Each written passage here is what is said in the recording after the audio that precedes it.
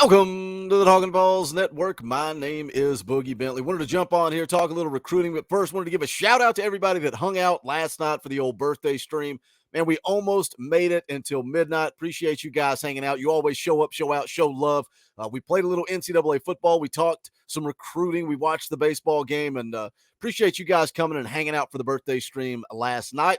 But I do want to jump in and talk a little recruiting, and what I want to talk about is, we kind of been on this road of negativity lately when it comes to recruiting. And I think that kicked off. One was Sammy Brown, Boo Carter in the news with Michigan. And then a big one was Cam Fountain, four-star edge rusher, an elite edge rusher that Tennessee was in a very good spot with. Tennessee seemed to be trending for Cam Fountain. He takes his official to USC, and then he pulls the trigger and commits. And that kind of shows you the weight that these official visits have. So if Cam Fountain's off to USC, who can Tennessee look to add at the edge position? Well, this comes out yesterday. Tweet from On3, elite edge rusher Jordan Ross, the nation's number 33 ranked prospect, says three schools are at the top right now. The quote from Jordan Ross is Georgia, Florida, and Tennessee up there in my top three. So does Tennessee have a legitimate shot with the five-star edge rusher? We're going to get into it. We're going to talk about his profile, his scouting report, and see exactly where Tennessee is at with his recruitment. But as always, do me a favor, go ahead and smash that like button just below the video. It is quick, free, and easy. It helps the channel. I would greatly appreciate it. Also, you want to give a little bit more, hit that thanks button. You want to give Boogie a birthday present, unable to make it to the stream last night, hit that thanks button down below. You can put a tip in the tip jar. I would appreciate that as well. Also, if you're new to the Talkin Vols Network, welcome.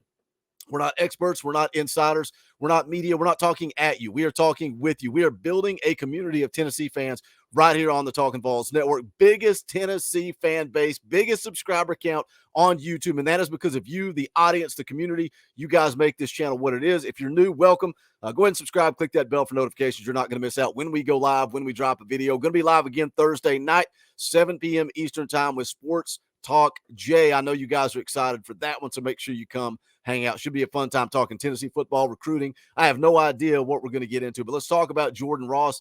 You can see the profile there on the screen. 6'4.5", 215 pounds, out of Alabama. Four-star prospect according to the industry rankings. 247 Sports actually has him as a five-star and the number 2 edge rusher in the country. Regardless, he's a top 5 edge guy. He is elite. He's the type of guy that Rodney Garner could do damage with, a guy that Rodney Garner could develop and get into the league. At one point, Steve Whitfong said Tennessee was the leader for Jordan Ross. Scouting report from 247 Sports, estimated 6'4", 220 pounds, possesses growth potential to add additional weight to his frame at the next level, flashes excellent athleticism off the edge as a 3-4 stand-up outside linebacker, displays explosive first step off the line of scrimmage, and flashes outstanding initial foot and body quickness at the point of attack. It goes on to say here, fluid athlete, shows the ability to bend the edge and possesses good burst, to close ability, demonstrates good lateral change of direction ability, and exhibits the ability to play in space, both on the line of scrimmage and lined up as an off-ball linebacker. Has got the ability to consistently win with speed and athleticism off the edge. Will need to continue to develop his play strength at the point of attack in both the run and passing games to reach his full potential. Says he projects as a 3-4 outside linebacker at the next level with the ability to develop into an all-conference prospect on Saturdays. His combination of speed, athleticism, and length make him one of the more intriguing upside pass rushers in this cycle, as he only appears to be scratching the surface of his physical and technical development off the edge. Again, that is the scouting report coming from 247 Sports. Just an elite guy, the guy that, type of guy that can make a difference. And we've seen what Rodney Garner has done recruiting at the edge position. And one thing that Tennessee has struggled with, we talk about the defensive struggles in the secondary, in the passing game. Something they have struggled to be able to do is to get home with 4. And when you start adding elite edge rushers, guys that can get after the quarterback, guys like BY, we need about 4 guys out there like BY that can rotate, keep fresh. You know what Rodney Garner wants to do? He wants to rotate 10 guys on that defensive line, keep them fresh. When you get deep in the game, you get into deep waters late in the fourth quarter, you got fresh bodies all over the field. But if you have the ability to get after the quarterback, impact plays with just 4, just bring 4. Instead of Tennessee had to consistently dial up blitzes and bring pressure, and that puts so much stress and strain on those guys in the secondary. They have to be able to lock down and play on an island, and that makes it difficult for this defense to succeed. And if you continue to add guys like Shandavion Bradley, like Caleb Herring, like James Pierce, like Joshua Josephs, we've seen Rodney Garner start to rebuild that defensive line, and adding a guy like Jordan Ross is only going to make it a little bit more special. Now, where's Tennessee at? Does Tennessee have a shot? Official visits. I told you guys, June is going to be a busy, busy month. He's already taken an official visit to Florida on June the 2nd. And again, going back to the top of the video, Florida, Georgia, and Tennessee are who he's got up there in his top three.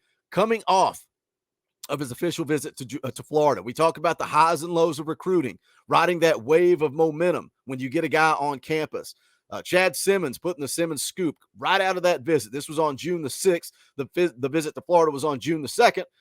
Excuse me. He says, heading into the weekend, Florida was viewed as a contender for edge Jordan Ross. The Alabama native is expected to lead the state, and the Gators could now be the team to beat. Georgia and Tennessee are up there too, but the weekend at the Swamp left Ross and his family feeling good about the Gators. Now, from what I've seen, the articles I've read, Jordan Ross, his mom really likes the Florida Gators. He talked about family. You know, that's something that a lot of schools sell.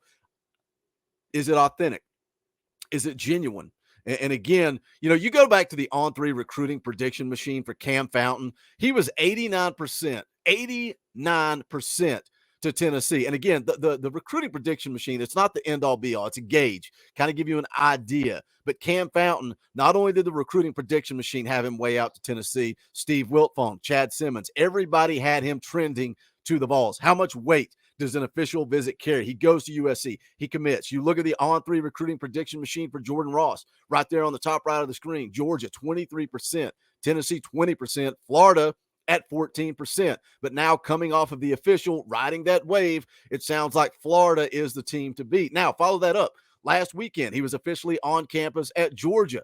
Took that visit and reading the articles. And you look, I get it. You're reading articles, you're listening to interviews, you're trying to get a gauge on how these kids feel based on what they say.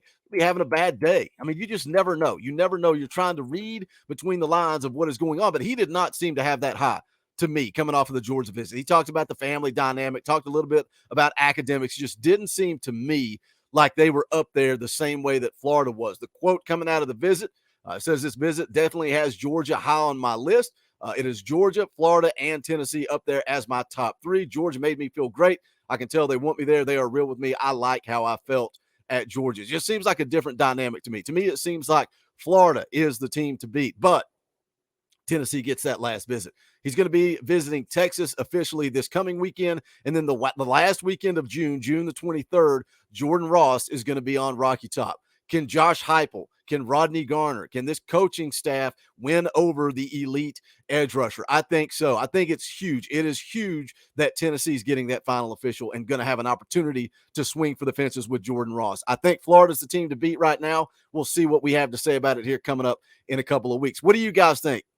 Would you trade out Cam Fountain for Jordan Ross? Obviously, I wanted both of those guys. I felt like at the time, Cam Fountain was the guy that was really trending towards Tennessee, and Jordan Ross was going to be a little harder sell, a tougher pull. But we'll see what Rodney Garner can do. We know he can work that magic on the recruiting trail. Big weekend coming up. The next 2 weekends are going to be huge for recruiting. I will keep you guys up to date on that. But jump into the comment section. Does Tennessee have a legitimate shot at Jordan Ross? Some of you guys are full of positivity and an optimistic when it comes to recruiting. Some of you guys are full of piss and vinegar and have no confidence at all. But let's talk about it. As always, make sure you guys do smash the thumbs up on the way out the door. I would appreciate that. It is quick, free, and easy. Also, you can go check out the merchandise, bonfire.com/store/talking balls, or make sure you keep those memberships up to date. If you're not a member of the channel, you've been thinking about it, hit that join button down below. It's only $1. You can give a little bit more if you want. $1 a month, you get custom Talking Balls emojis, access to fan call-in shows, all kinds of fun perks and benefits, and I would appreciate the support. You guys give me the opportunity to do this full-time 100% because of the members of this channel, so I'm grateful for that. Again, shout out to you guys. Thank you for making the old birthday stream last night a whole lot of fun. Today's the actual birthday. Going to spend some time with the family. Thank you guys. Appreciate the way you support and give me the opportunity to do this. I can only say it so many times. I am grateful, and I appreciate it. If you don't have the money to give, don't ever feel the pressure to do that. Just smash the thumbs up because that's quick, free, and easy. Jump into the comment section and let's talk Tennessee football because this is the Talking Balls Network. My name is Boogie Bentley. Go Big Orange.